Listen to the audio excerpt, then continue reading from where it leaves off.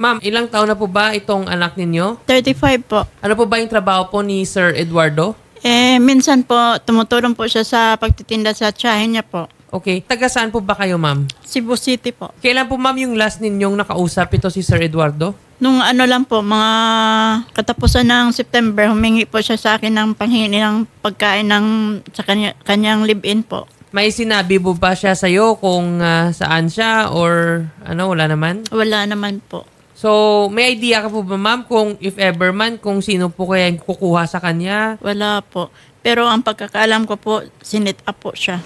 Bakit siya, ma'am, sinet up? Dahil po yung runner po siya po. Isa po siyang parang drug runner po. Opo. Okay. May nasabi po ba siya, ma'am, na parang nahuli siya ba ng police or anything? Opo, may sinabi po siya sa kapatid niyang babae, sir, na tumawag po siya, na sabi niya, nahuli ako, Maika. Sabi ng kapatid niyang babae, saan? Tapos hindi na siya po nakasagot. Tinext na lang po niya kung saan siya nahuli. Doon po sa Mandawi. Yung Mandawi po yung... Sa may Mandawi? Opo. So, nung sinabi niya, ang sabi niya is nahuli siya ng pulis nga sa Mandawi. So, andun siya sa station, parang ganyan. Opo. Tapos, nag-send po siya ng picture na nasa presento po siya pero wala pong mukha. Yun lang po. Okay. Ano po sabi ng anak niyo, ma'am, na kung andun ba talaga siya sa... Kinabukasan po, kasi gabi po siya tumawag. Sir, kinabukasan, umaga-umaga, pumunta yung anak kong babae. Tiningnan niya po doon sa presento sa Mandawi.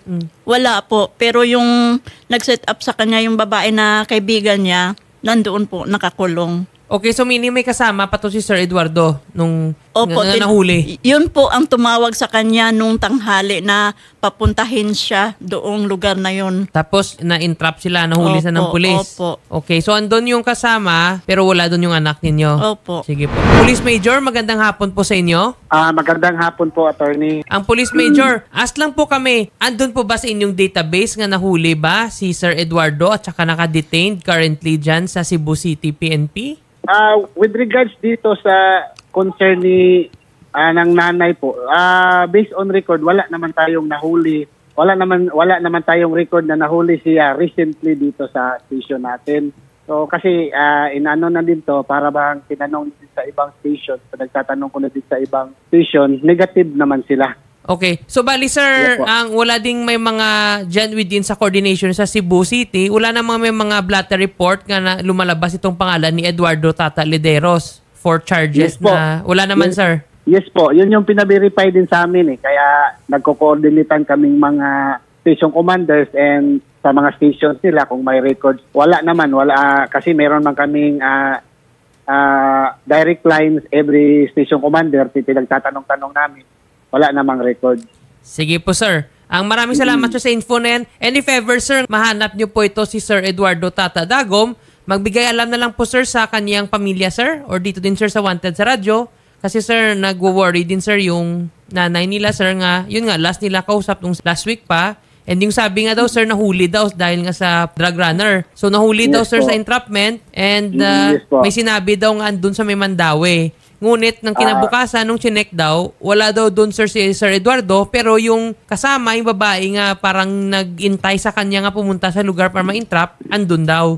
Nakakulong po. Sige, mag-ano na lang, sir. Meron namang akong number dito nag-coordinate sa akin and also sa headquarters namin, meron naman din kaming mga binigay na instruction if ever may mga information kami with regards dito sa hinahanap natin, magko-coordinate naman kami lahat.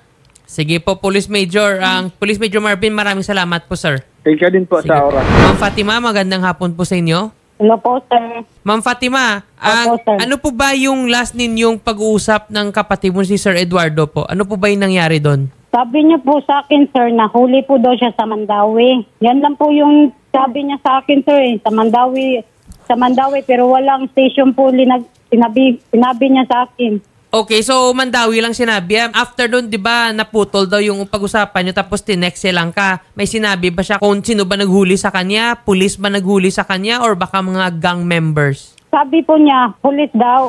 Last yung tawag niya sa akin, police. May nakasend niya po siya sa akin na nakaposas po siya eh. Sige po, ma'am, kasi upon coordination ngayon, ma'am, sa ang station commander ng Cebu City, so all around yan, ma'am, meron silang database, so sinicheck wala nga daw may nakalog sa kanang database or naka-report na blatter report nga hinuli yung kapatid yung si Sir Eduardo Dagom Lederos. Pero hanggang ngayon, may pa-verify pa rin naman din. So, if ever man, ma'am, na meron na silang balita, ma'am, sa whereabouts ng inyong kapatid, magbibigay alam din po sila, ma'am, sa inyo, sa inyong pamilya, at saka sa Wanted sa radyo po. Opo, sir. Kasi nung Monday po, sir, may kapitbahay kami dito sa amin, sir. Sabi niya kasi sa akin, nandun daw yung kuya ko. Kaya nung time na nun, bumili ako ng pagkain. Pagdating ko dun sa presinto, sir, wala po kasi naka-record. Baka hindi ba daw na-record doon? Baka daw tinago lang nila, sir. Pero ayun nga, ma'am, so on the record talaga ng pulis, wala din. So, hindi din kasi ma'am ma-sure, ma'am, kung talaga ba yung naghuli sa kanya pulis or baka kasi, alam mo naman, pag sa mga drug operation, ma'am, yung may mga sindikato din behind eh. So, but nevertheless, ma'am, baka ma'am gusto... Yes po, ma'am Fatima. Gusto ko po nga sana makausap yung kasama niya na huli, sir, pero ayaw nila Ayaw daw ng mga usap sa pulis akin. na kausapin namin yung si Maris. Tanungin ko lang sana kung saan yung kuya ko. Yan lang sana ang okay Kasi lang. siya lang talaga ang nakakaalam. Sige, ganito na lang po, ma'am.